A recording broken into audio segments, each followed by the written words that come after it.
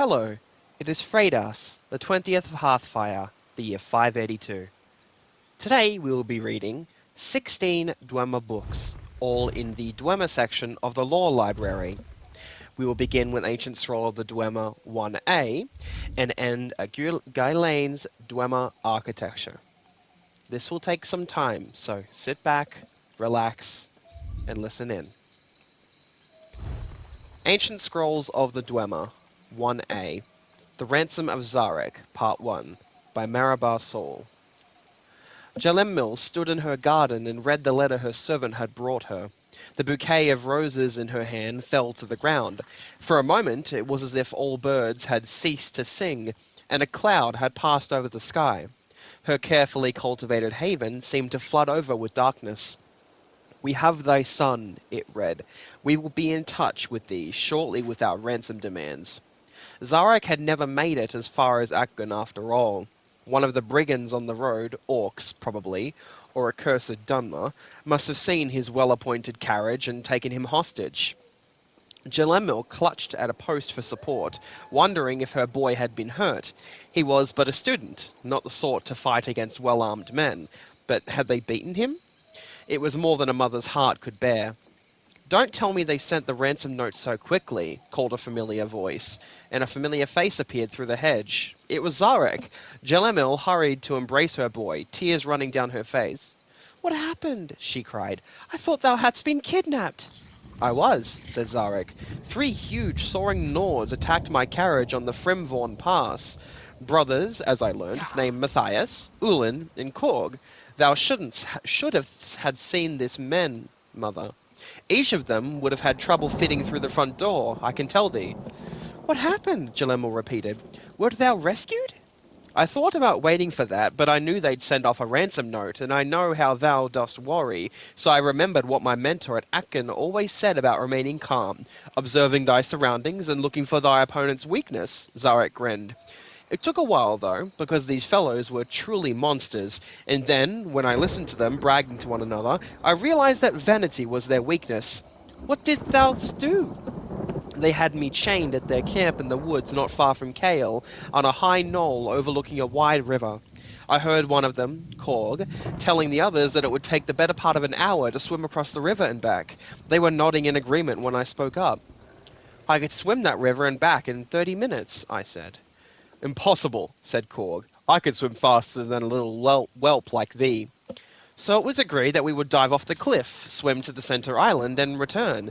As we went to our respective rocks, Korg took it upon himself to lecture me about all the fine points of swimming, the importance of synchronized movements of the arms and legs for maximum speed, and how essential it was to breathe after only the 3rd or 4th stroke.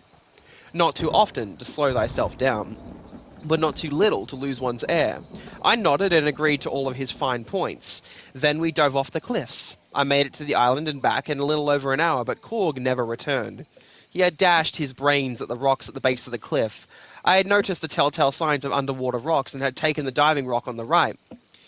"But thou hast returned?" asked Jalemmil, astounded. "Was that not when thou escaped?" "It was too risky to escape then," said Zarek. "They could have easily caught me again, and I wasn't keen to be blamed for Korg's disappearance. I said I did not know what happened to him, and after some searching they decided he had forgotten about the race and had swum ashore to hunt for food. They could not see how I could have had anything to do with his disappearance, as fully visible as I was throughout my swim."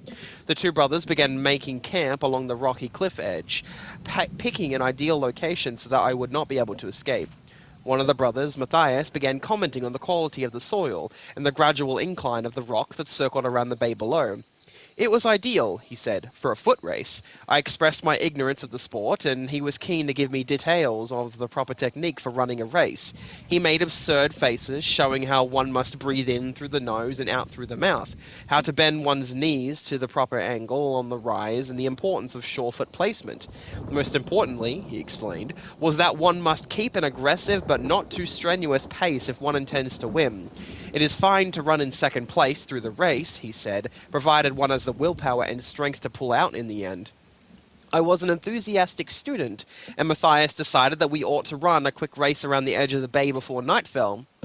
Ulan told us to bring some firewood when we came back. We began at once down the path, skirting the cliff below.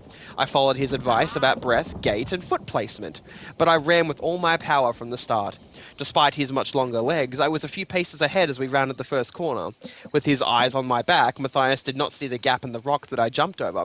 He plummeted over the cliff before he had a chance to cry out. I spent a few minutes gathering some twigs before I returned to Ulan at camp. Ancient Scrolls of the Dwemer, 1b, The Ransom of Zarek, Part 2. Now thou wert just showing off, frowned Jalemil. Surely that would have been a good time to escape. Thou might think so, agreed Zarek, but thou had to see the topography. A few large trees, and then nothing but shrubs. Ulan would have noticed my absence and caught up with me in no time, and I would have had a hard time explaining Matthias's absence. However, the brief forage around the area allowed me to observe some of the trees close up, and I could formulate my final plan. When I got back to camp with a few twigs, I told Ulan that Matthias was slow coming along, dragging a large dead tree behind him. Ulan scoffed at his brother's strength, saying it would take him time to pull up a live tree by the roots and drop it on the bonfire. I expressed a reasonable doubt. I'll show thee, he said, ripping up a 10-foot tall specimen effortlessly. But that's scarcely a sapling, I objected. I thought thou couldst ripped up a tree. His eyes followed mine to a magnificent, heavy-looking one at the edge of the clearing. Ulan grabbed it and began to shake it with a tremendous force to loosen its roots from the dirt. With that, he loosened the hive from the uppermost branches, dropping it down onto his head. That was when I made my escape, mother, said Zarek in conclusion, showing a little schoolboy pride. While Matthias and Korg were at the base of the cliff, and Ulan was flailing about, engulfed by a swarm. Jalamil embraced her son once again. Publisher's note. I was reluctant to publish Marabar Saul's Ancient Scrolls of the Dwemer, but when the University of Gwillem Press asked me to edit this edition, I decided to use this as an opportunity to set the record straight once and for all. Scholars do not agree on the exact date of Marabar Saul's work, but it is generally agreed that they were written by the playwright Gor Philim, famous for popular comedies and romances during the Second Era after the fall of the Riemann Empire. The current theory holds that Philim heard a few genuine Dwemer tales and adapted them to the stage in order to make money along with rewritten versions of many of his own plays. Gor Philim created the persona Marabar Sul, who could translate the Dwemer language in order to add some sort of validity to the work and make it even more valuable to the gullible. Note that while Marabar Sul and his works became the subject of heated controversy, there are no reliable records of anyone actually meeting Marabar Sul, nor was there anyone of that name employed by the Mages Guild, the School of Julianos, or any other intellectual institution. In any case, the Dwemer and most of the tales of Marabar Sul bear little resemblance to the fearsome, unfathomable race that frightened even the Dunmer, Nords, and Redguards into submission, and built ruins that even now have yet to be understood. Ancient Scrolls of the Dwemer 2. The Seed. The hamlet village of Lorik was a quiet, peaceful Dwemer community nestled in the grey and tan dunes and boulders of the Degisite. No vegetation of any kind grew in Lorik, though there were blackened vestiges of long-dead trees scattered throughout the town. Arriving by caravan, Candida looked at her new home with despair. She was used to the forest land of the north where her father's family had hailed from. Here, there was no shade, little water, and a great open sky. Land looked dead. Her mother's family took Candida and her younger brother Navith in, and they were very kind to the orphans, but she felt lonely in the alien village. It was not until she met an old Argonian woman who looked at the water factory that Candida found a friend. Her name was Sigurth, and she said that her family had lived in Lorik centuries before the Dwemer arrived, when it was a great and beauteous forest. "Why did the trees die?" asked Candida. "When there were Argonians only in this land, we never cut trees, for we had no need for fuel or wooden structures such as you possess. When the Dwemer came, we allowed them to use the plants as they needed them, and provided they never touched the Hist, which was sacred to us in the land, for many years we lived peaceably. No one wanted for anything." "What happened?" "Some of your scientists discovered that by distilling a certain type of tree sap, molding it, and drying it, they could create a resilient kind of armor called resin," said Sigurth. "Most of the trees that grew here had very thin ichor in their branches, but not the hist. Many of them fairly glistened with sap, which made the Dwemer merchants greedy. They hired a woodsman named Jonine to start clearing the sacred arbors for profit." The old Argonian woman looked to the dusty ground and sighed. Of course, the Argonians cried out against it. It was our home, and the Hist, once gone, would never return. The merchants reconsidered, but Junin took it on his own to break our spirit. He proved one terrible bloody day that his prodigious skill with the axe could be used against people as well as trees. Any Argonian who stood in his way was hewn asunder. The Dwemer people of Lorik closed their doors and their ears to the cries of murder. Horrible! Gasped Kimgita. It is difficult to explain, said Sigurth, but the deaths of our living ones was not nearly as horrible to us as the deaths of our trees. You must understand that to my people, the Hist are where we come from, and where we are going. Destroying our bodies is nothing. Destroying our trees annihilates us utterly. When Junin turned his axe on the Hist, he killed the land. The water disappeared and the animals died, and all the other life that the trees nourished crumbled and dried to dust. Then why are you still here? Asked Candida. Why didn't you leave? We are trapped. I am one of the last of a dying people. Few of us are strong enough to live away from our ancestral groves, and sometimes, even now, there is a perfume in the air of Lorik that gives us life. It will not be long until we are long gone. Candida felt tears welling up in her eyes. Then I will be alone in this horrible place with no trees and no friends. We Argonians have an expression, said Sigurth, with a sad smile taking Candida's hand. The best soil for a seed is found in your heart. Candida looked into the palm of her hand and saw that Sigurth had given her a small black pellet. It was a seed. It looks dead. It can only grow in one place in all Lorik, said the old Argonian, outside an old cottage in the hills outside town. I cannot go there, for the owner would kill me on sight. Like all my people, I am too frail to defend myself now. But you can go there and plant the seed. What will happen? Asked Candida. Will the Hist return? No, but some of their power will. That night, Candida stole from her house and into the hills. She knew the cottage Sigurth had mentioned. As she approached it, the door opened and an old but powerfully built man appeared with a mighty axe strung over his shoulder. What are you doing here, child? He demanded. In the dark, I almost took you to be a lizard man. I've lost my way in the dark. I'm trying to get back to Lorik. Be on your way then. Do you have a candle I might have? She asked piteously. I've been walking in circles, and I'm afraid I'll only return back here without light. The old man grumbled and walked into his house. Quickly, Candida dug a hole in the dry dirt and buried the seed as deeply as she could. He returned with a lit candle. See to it that you don't come back here, he growled, or I'll chop you in half. He returned to his house. The next morning, when he awoke and opened the door, he found that his cottage was entirely sealed within an enormous tree. He picked up his axe and delivered blow and after blow to the wood, but he could never break through. He tried side chops, but the wood healed itself. He tried an upper chop, but the wood sealed. Much time went by before someone discovered old Junin's emaciated body lying in front of his open door, still holding his blunted, broken axe. What he'd been chopping at with was a mystery, but the rumor spread that his sap was found on the blade. Shortly thereafter, small flowers began pushing up through the town's dry dirt.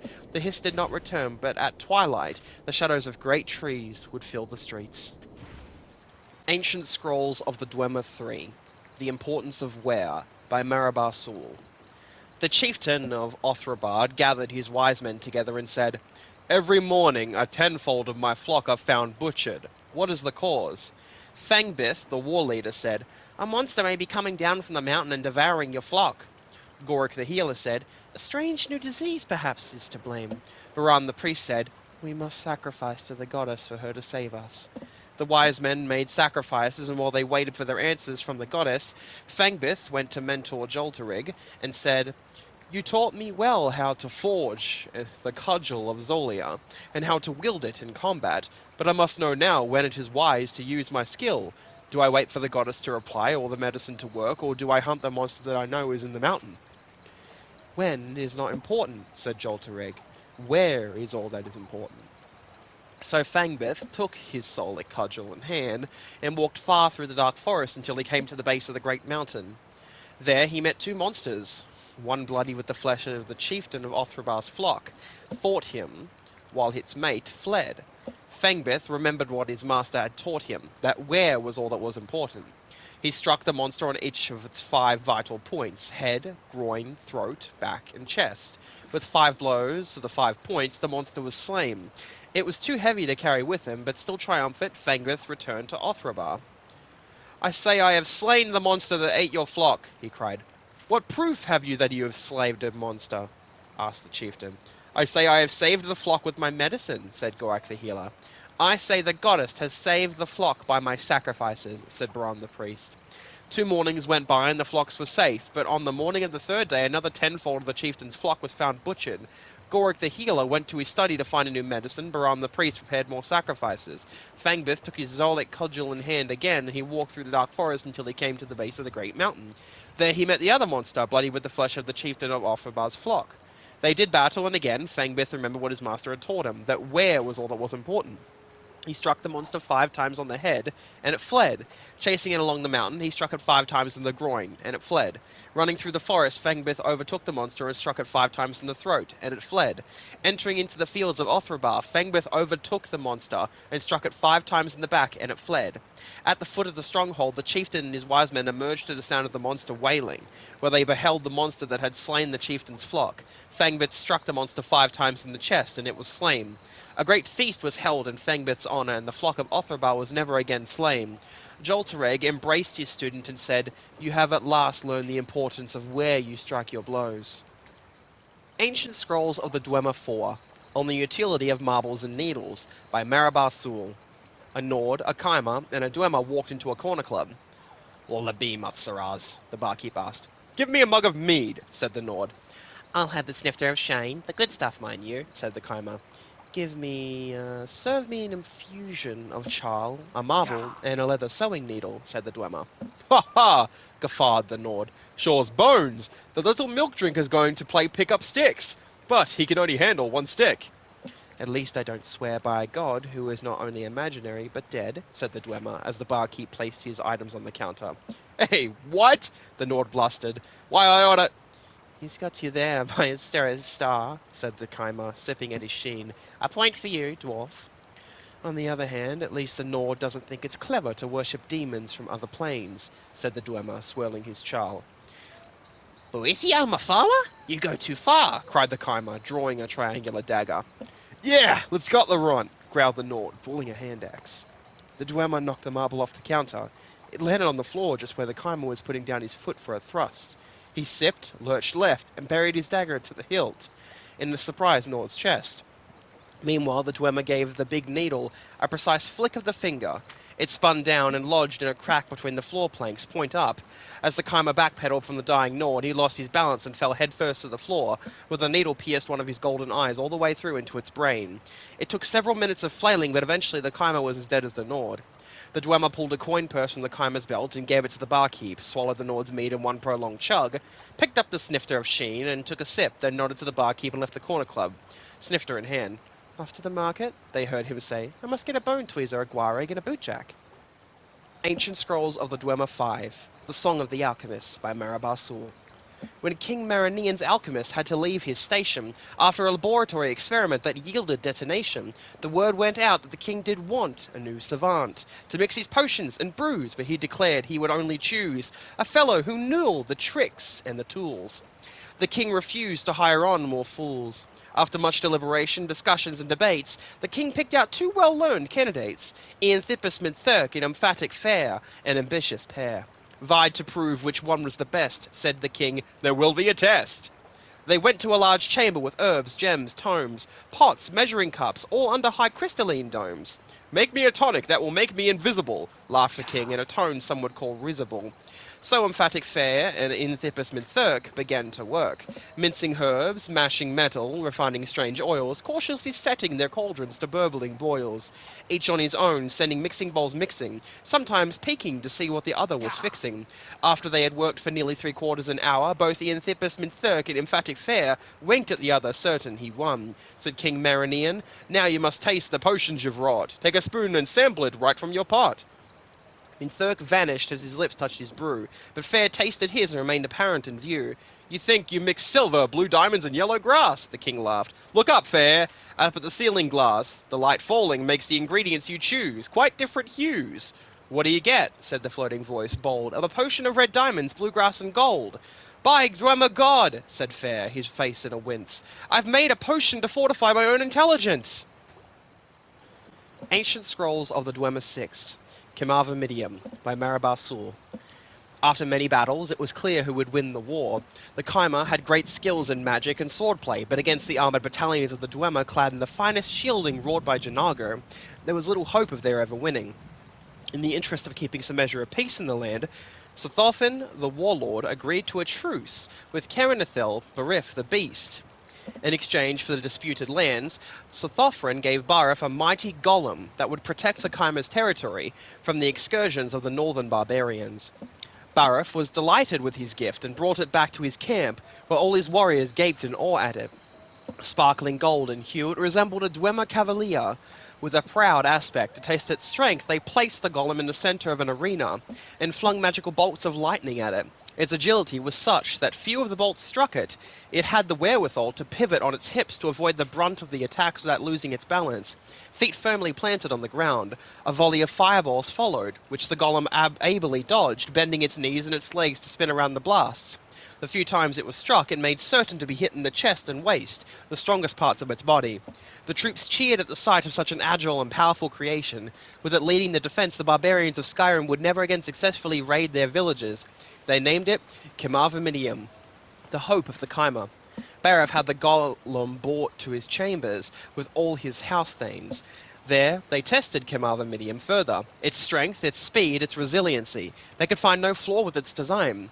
Imagine when the naked barbarians first meet this on one of their raids, laughed one of the house thanes. It is only unfortunate that it resembles a Dwemer instead of one of our own, mused Caranthil Barif. It is revolting to think that they will have a greater respect for our other enemies than us. I think we should never have accepted the peace terms that we did, said another, one of the most aggressive of the house thanes. Is it too late to surprise the warlord Slothfin with an attack? It is never too late to attack, said Barif, but what of his great armoured warriors? I understand, said Barif's spymaster, that his soldiers always wake at dawn. If we strike an hour before, we can catch them defenseless before they've had a chance to bathe, let alone don their armor. If we capture their armor at Janago, then we too would know the secrets of blacksmithing, said Barif. Let it be done. We will attack tomorrow, an hour before dawn. So it was settled. The Chimer army marched at night and swarmed into the Dwemer camp. They were relying on Kimarviridium to lead the first wave, but it malfunctioned and began attacking the Chimer's own troops. Added to that, the Dwemer were fully armored, well-rested, and eager for battle. A surprise was turned, and most of the high-ranking Chimer, including Caranthil, Barif the Beast, were captured. Though they were too proud to ask, Thothfin explained to them that he had been warned of their attack by a calling from one of his men. What man of yours is in our camp? Sneered Barif. Kimarvaminium, standing erect by the side of the captured, removed its head. Within its metal body was Janago, the armorer. A Dwemer child of 8 can create a golem, he explained, but only a truly great warrior and armorer can pretend to be one. Ancient Scrolls of the Dwemer 8, The Snow Elf and the Variation Lens, by Marabar Sul. Mazulchon, the tonal architect, had spent 20 years attuning the great animus geode he'd found in Inner Duanthand, trying to synchronize it with the precession of the dual equinoxes in order to captivate the Nirnpith essence. The geode's vibratory affinities continued to elude him, however, so one day he threw down his attenuators, left his workshop, and went to the kitchens for an infusion of chal. As he approached the kitchen portal, he heard sibilant music that cut off abruptly as he stepped over the threshold. His house assistant, a snow-elf maiden in Liliarel, withdrew her hands from behind the steam grill and looked up guiltily. I heard music, Liliarel, Mazulchon said. What did you just put behind the calor factor? It's nothing, Sir Dwarf, the maiden replied. Just something I cobbled together to pass the time. What? Have you been in my device closet again? Show me what you have there. Reluctantly, the snow elf reached behind the steam grill and drew out a fist-sized object of golden metal, crystal knobs glinting on its flange hood. Mazulchon held out his hand, open, and Lithiaro carefully placed the object in it. Don't drop it, she said. It'll get detuned. Well, well, the engineer said. So you built yourself a crude tonal variation lens. Is this what was playing, the music I heard? Yes, Sir Dwarf, the maiden said, gazing at the floor. I hope I didn't do anything wrong. What, with this device? There's nothing dangerous in a melodic repeater bauble, so long as it doesn't leak Bethune waves from its volumizer. Can't have that. Might interfere with the static condensers. Oh, don't worry. I used Arcord shielding, but not very much, she said anxiously. But it's not a melodic repeater, sir. It harmonizes with my mental melodies. Nonsense, Mazulchon scoffed. No one knows how to synchronize a variation lens with mental concept cycles. It's never been done. I wouldn't know anything about that, Sir Dwarf, Liliaro said, wringing her hands nervously. I just flipped the Dwemer so it cancelled the demi-ecta waves, and it worked just fine. Can I have it back now? Hold on to Zoom. the engineer said, raising a hand while he looked more closely at the gleaming device. Flipping the Doom emitter cancels the demiectars, yes? Yes. I can see how that might work. This may be just the thing I need to attune my Animus Geo to the Nirnpith essence. As Mazonchold turned in excitement to take the variation lens back to his workshop, the elf maiden picked up a flipper strut with both hands and struck him across the back of the head. The tonal architect fell dead to the ground as Iliarol picked up her shiny device. Never liked him, she hissed to herself. Always smelled like Dwemer oil. Then she opened the brazen louvers of a vent tube, crawled in and began lowering herself down through the inwards of the dwarven city. Guess I'm going down to join the Eldamer. They're not coming back. And with that, she turned on her variation lens, which immediately began harmonizing with her mental melodies. Ancient Scrolls of the Dwemer 10, The Dowry, by Marabar Sul. Ingele was the wealthiest landowner in Gunal, and over the years he had saved a tremendous dowry for the man who would marry his daughter, Genifra. When she reached the age of consent, he locked the gold away for safekeeping and announced his intention to have her marry. She was a comely lass, a scholar, a great athlete, but dour and brooding in aspect. This personality defect did not bother her potential suitors any more than her positive traits impressed them. Every man knew the tremendous wealth that would be his as the husband of Genifra and son-in-law of Ingele.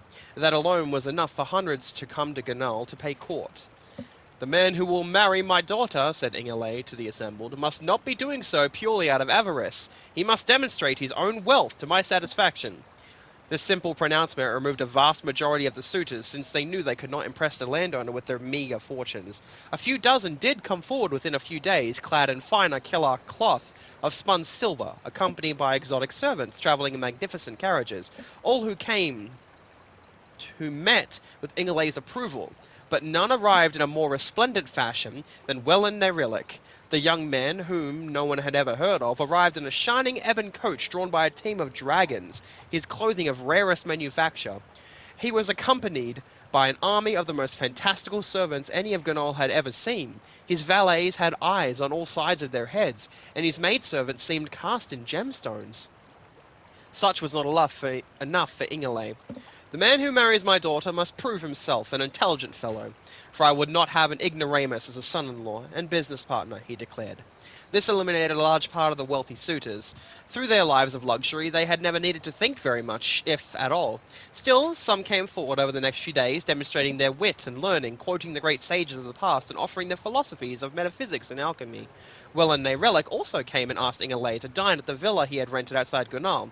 There, the landowner saw scores of scribes working on translation of old Merry tracts, and enjoyed the young man's somewhat irreverent but intriguing intelligence. Nevertheless, though, he was quite much impressed with Welland Relic. Ingele had another challenge.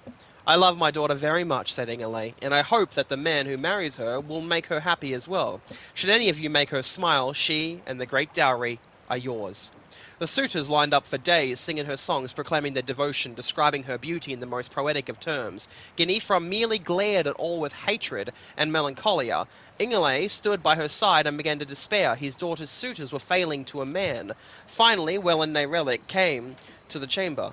I will make your daughter smile, he said, I dare say. I'll make her laugh, but only after you've agreed to marry us. If she is not delighted within 1 hour of our engagement, the wedding can be called off.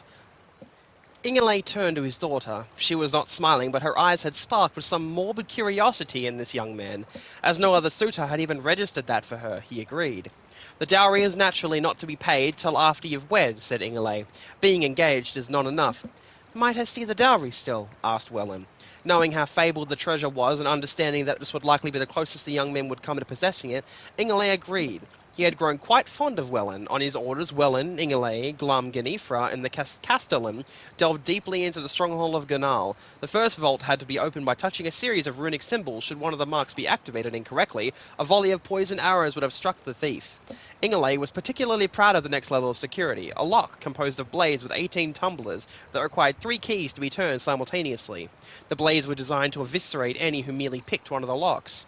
Finally, they reached the storeroom. It was entirely empty.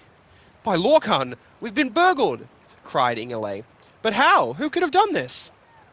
A humble, but if I may say so, rather talented burglar, said Welland.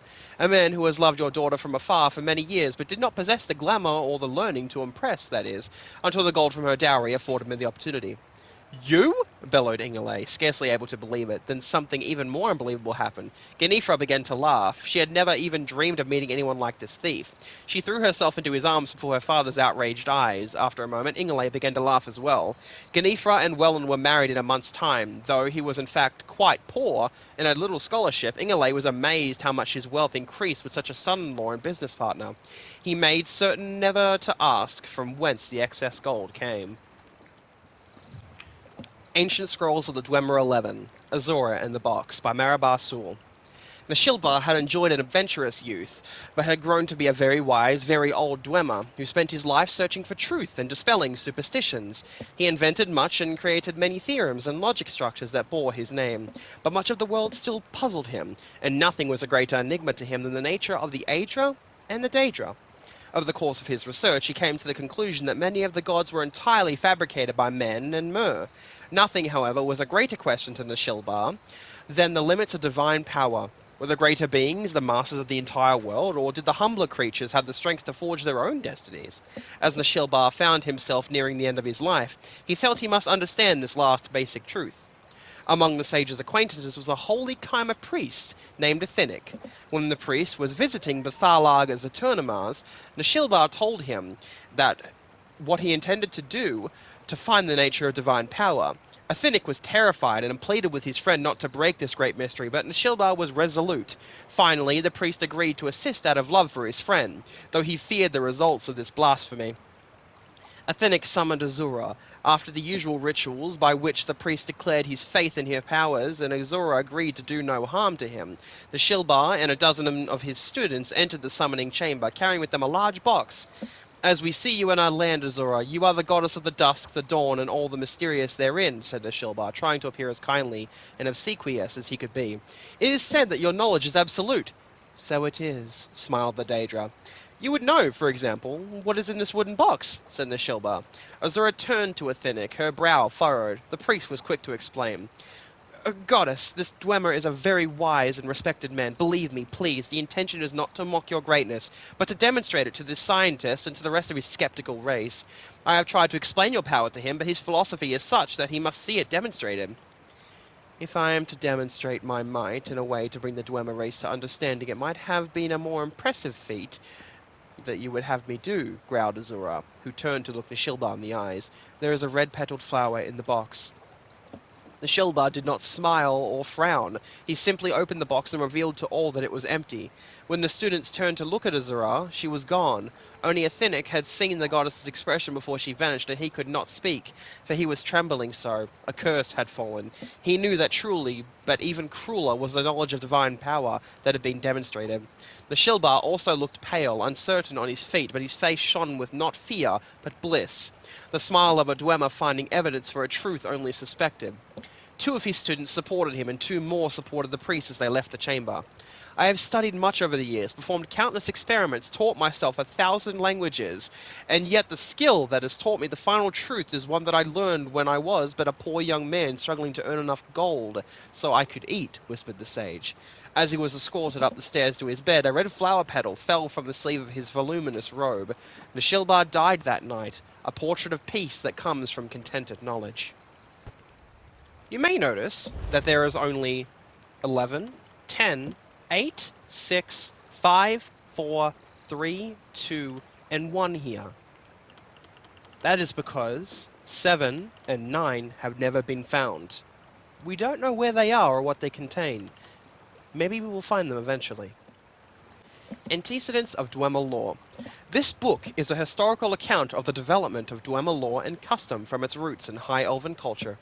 In short, so far as I am able to trace the order of development in the customs of the Bosmeri tribes, I believe it to have been in all ways comparable to the growth of Ultimeri law.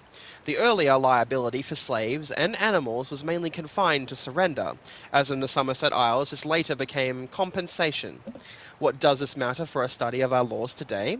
So far as concerns the influence of the Ultimary law upon our own, especially the Ultimary law of master and servant. The evidence of this is to be found in every judgment, which has been recorded for the last 500 years. It has been stated already that we still repeat the reasoning of the Ultimary magistrates, empty as it is to the present day. I will quickly show how ultimary custom can be followed into the courts of the Dwemer.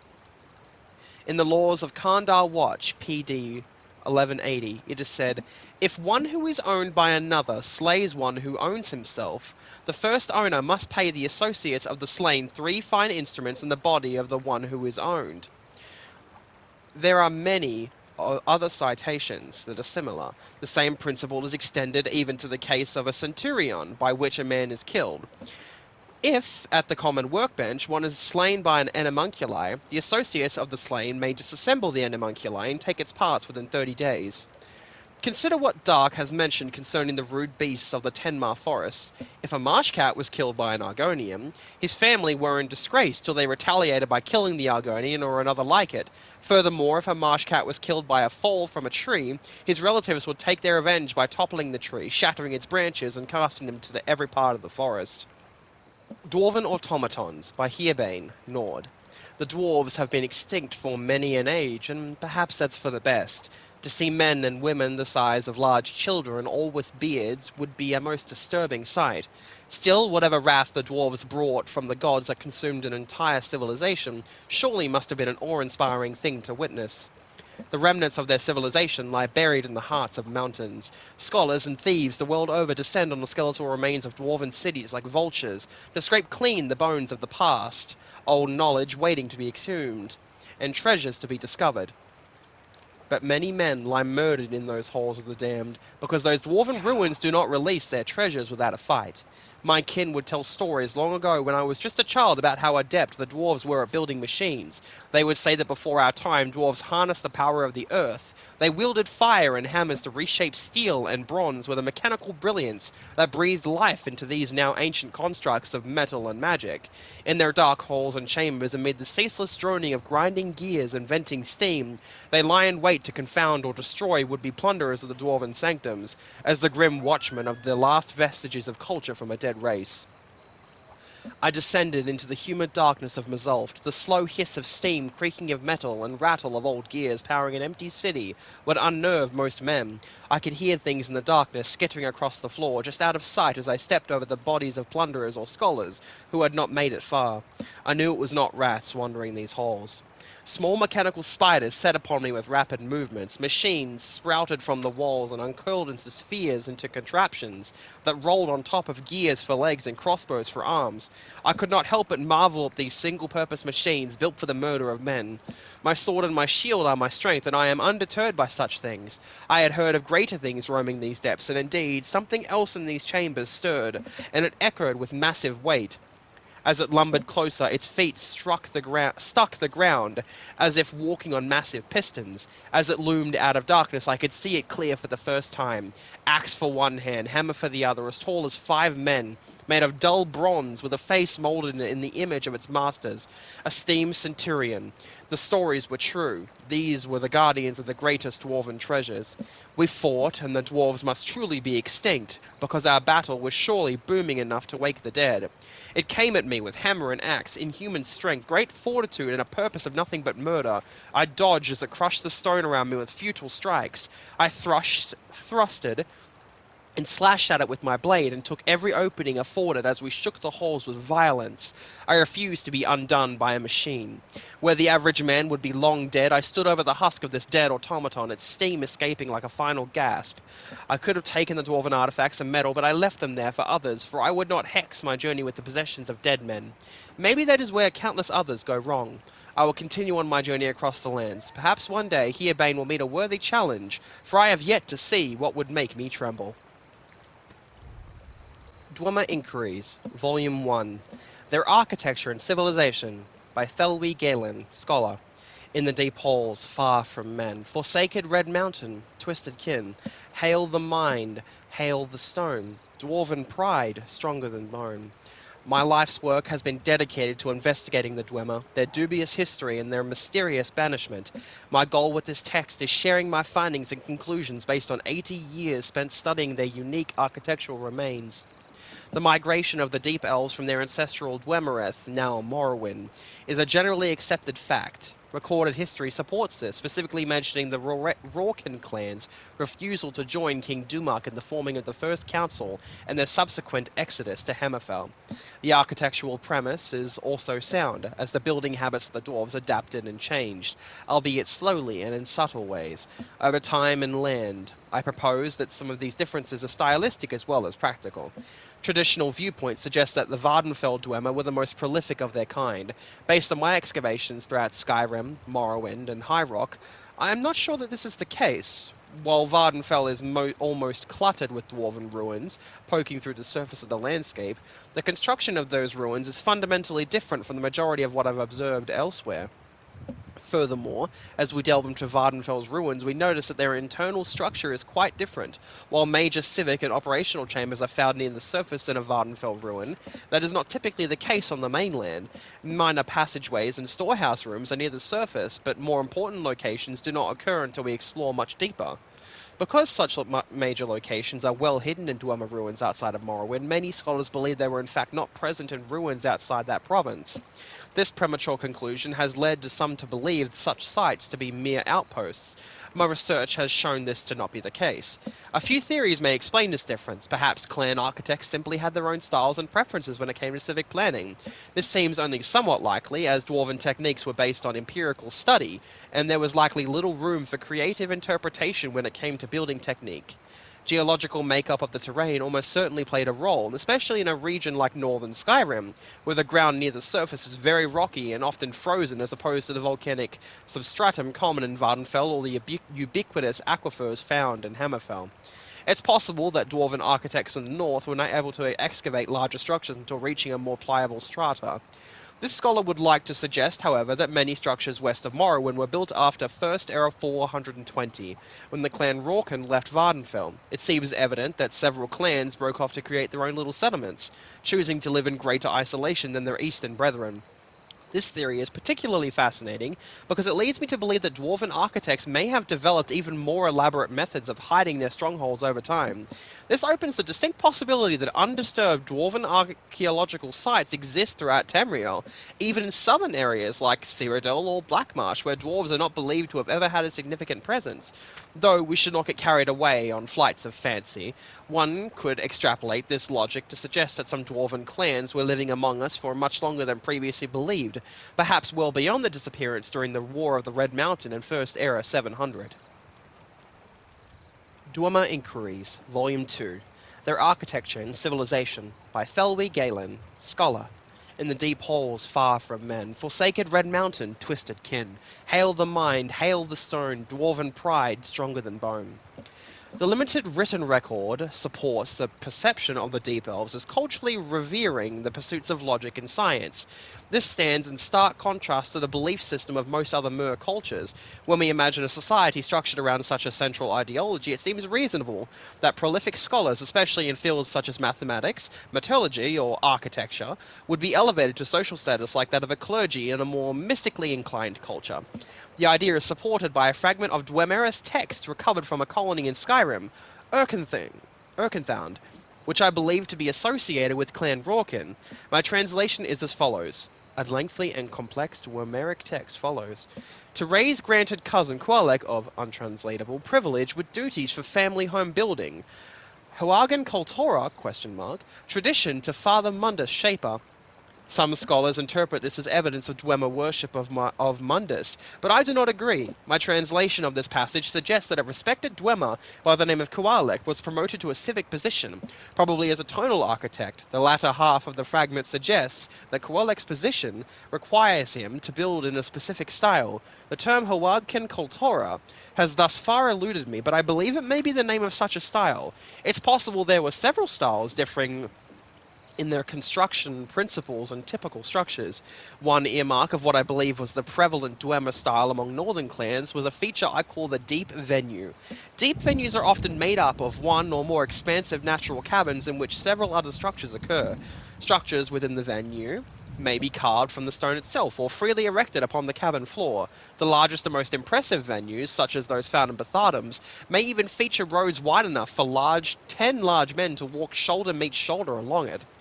Arcanects are typically smaller structures. Very few have been properly studied before disruption by grave robbers or greedy adventurers, but those few undisturbed sites have contained a surprising collection of magical objects such as soul gems, alchemical concoctions, and magical texts. Some scholars take these as evidence that the Dwemer did, in fact, dabble in the magical arts, based on what we know from their culture, as well as the fact that most Arcanects are minor structures compared to other common fixtures. I would suggest that these were centers of study and nothing more. Perhaps the dwarves established these halls as a means to study men and mer, who surely seemed as alien to them as the Dwemer seem to us today. Great homunculatories can be found in many dwarven strongholds. These were the factories where the centurions and various other constructions were built. I have hoped to study these chambers for clues as to the means by which those mysterious automata are given life, but those same guardians make them especially difficult and dangerous to explore. Dwemer Inquiries, Volume 3. In the deep halls far from men, forsaken Red Mountain, twisted kin. Hail the mind, hail the stone, dwarven pride, stronger than bone. My studies and this text have focused heavily on the fact that Dwemer archaeological sites west of Vardenfell seem to be built at much greater depths than their counterparts near the Red Mountain. I believe there was a specific threshold to which dwarven excavators would dig before the construction of vital structures began. I have referred to this threshold as the geocline, but I have found that to be redundant with the deep venue of a colony. Still, there is some variation in the actual depth of a deep venue, whereas the geocline is always the marker where our reason the city proper begins. Tunnels and chambers at more shallow depths, while often grand in their architectural style, appear to have served little in the way of critical civic purpose. Above the geocline, surplus stores of food warehouse chambers that may have been used in trading with nearby surplus settlements and barracks for topside patrols are common.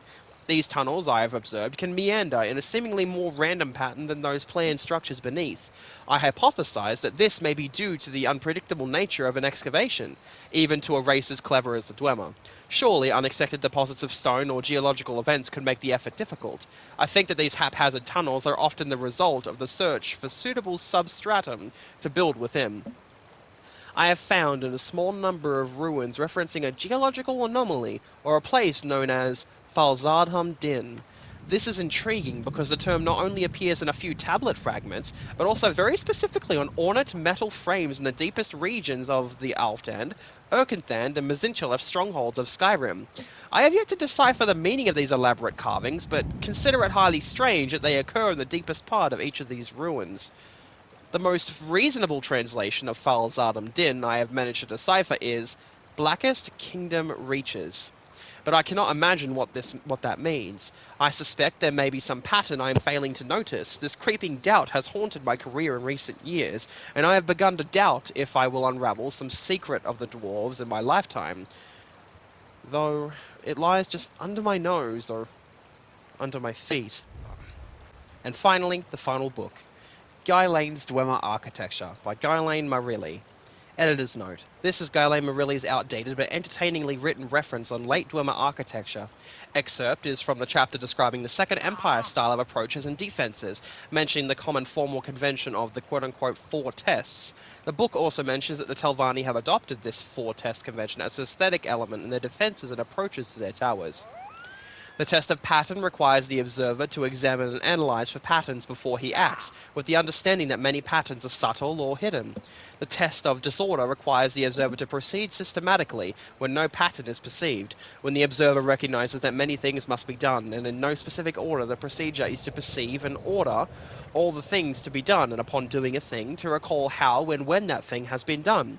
For example, the observer must remember the initial position of a thing, and also the new position of that thing. The test of evasion requires the observer to examine the obstacle and compare his resources and abilities. If the obstacle is too difficult, seek for a path around the difficulty. The test of confrontation requires the observer to examine the obstacle and compare his resources and his abilities. If the obstacle is too difficult, look for a path around the difficulty. But if no path around can be found, confront the obstacle directly. And with that, that is the final book we have read today. Thank you for joining me as we have read all the Dwemer architecture books that we could get our hands on for the time being. I hope to see you next time. Take care.